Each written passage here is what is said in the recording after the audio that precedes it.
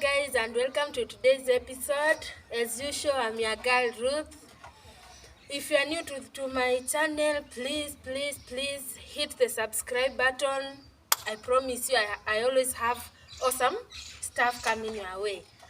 So yes, in today's episode I want us to talk about, I have a very interesting topic, okay? So I want us to talk about what it takes to date or marry an orphan. Okay? You see? Yes, as promised. It's one of those boom topics, okay? What it takes to date or marry an orphan. So to avoid using date, marry at the same time, I'll use marry, okay? What it takes to be married or to marry an orphan. Yeah, it's my topic for today.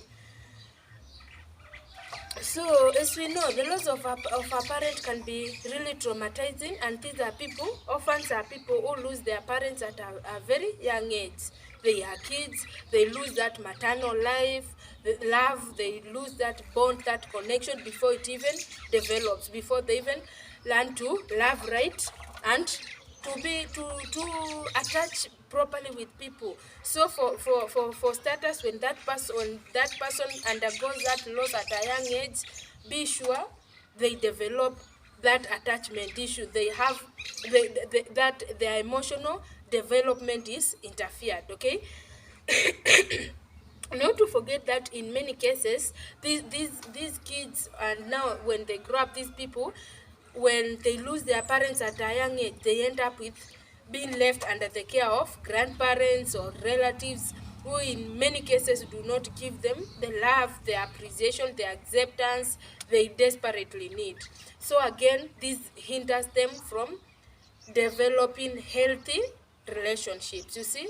So when now it comes to dating or being married to one, you need to understand that you need to take time to understand them. You need to understand that this is a person who has been through a lot, someone whom life has not been fair to. I know some people always, I see these comments many times, like we have all had our share of hardships, or after 25 people should not talk about being an orphan, like it's a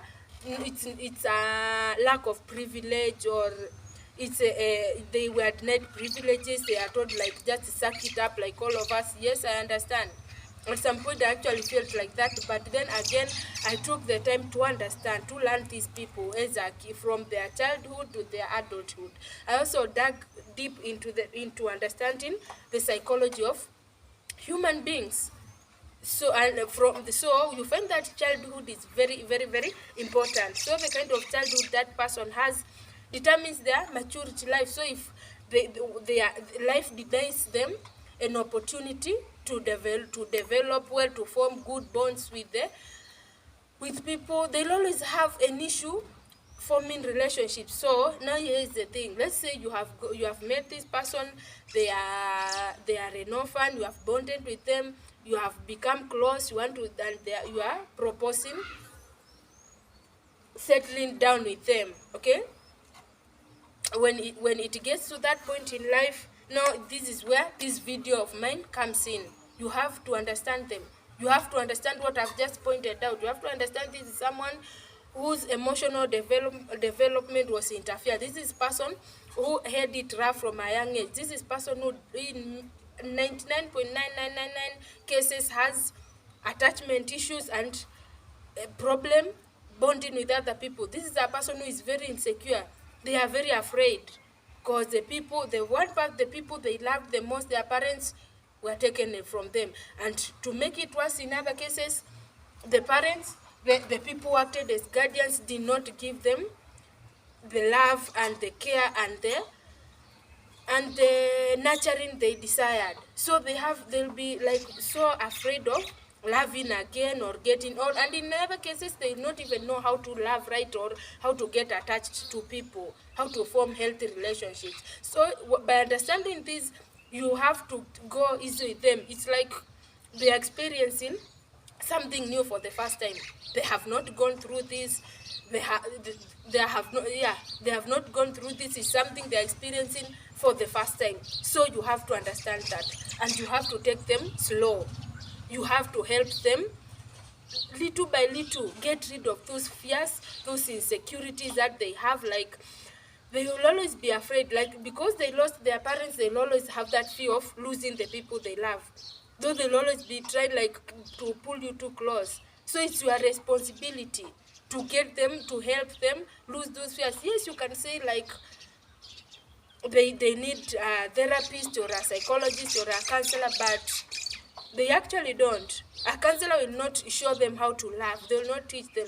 It's so when you decide you're choosing that partner for life, you have to know you are biting a lot. You are taking too much. You will need to be, you also have to evaluate yourself enough to understand, to see if you can handle that kind of responsibility that will be put on you. Okay? Yeah, you really need to understand that.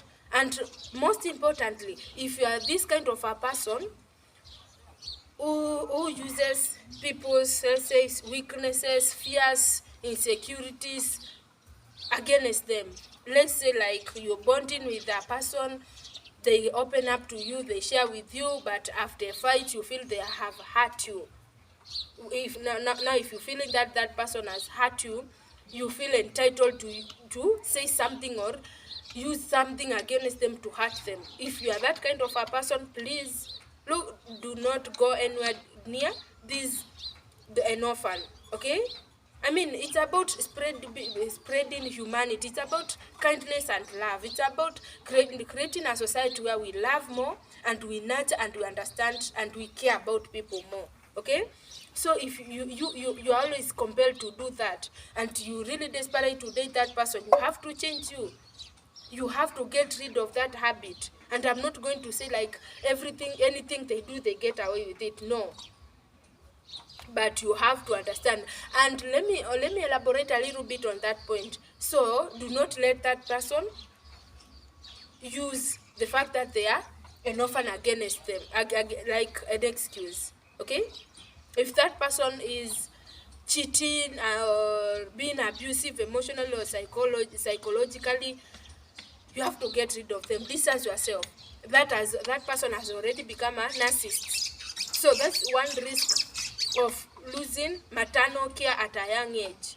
That person will in some cases, there are those people who end up, like, they tend to be emotionally abusive, they tend to be violent, they tend to feel like now I'm entitled to anything I want. So no, I'm not talking about those kind of people. I'm talking about that one person who is trying to get it, to give life a second chance after having the worst kind of childhood, the worst kind of life. They still believing in life, they still believing in love, and they are giving themselves a chance to live a happy and fulfilling life. So do not at any one chance, like, use anything they say to you. Let's say, like, they told you, oh, like, I used to still live with my aunt, and she used to beat me so much, and she used to insult me, or I used to go for days without food. And now, like, you have a fight. Do not use that. Do not be like, oh, no wonder your aunt used to mistreat you. Man, that's been inhuman. That's been, like, that's the lowest level you can go. Do not be that kind of a person. Okay? Do not use people's weaknesses against them. And if you have a tendency of doing that, get rid of it. You still have a chance. People do not actually want to be around such a person, even not an orphan, anyone. At some like, when people get to know you and they realize you are that kind of a person, you will realize that people will always walk away from you. You will have a very hard time developing healthy relationships. It will be challenging. You will not have it easy when it comes to relationships. So that's, like, basically what you need to know. You need to know, for one, that you are the one introducing this person to the concept of love. You teaching them what it means to be in love. You teaching them what it means, like, to open up. That person will be like, they live in a cocoon. they protect themselves from the world. So you'll be pulling that person out of that cocoon, and it will be so challenging. So give it time, be kind, be human, and spread care. Do not be mean, do not be unkind. No wonder, I know all of us, even myself included, we have had, life has been unfair to all of us. We have had our fair share of the worst, and I know we have had it. So do not let that past of yours define who you are. So do not go around pouring bile on people, being angry at people, insulting people. Okay, you have to be kind. So take it easy.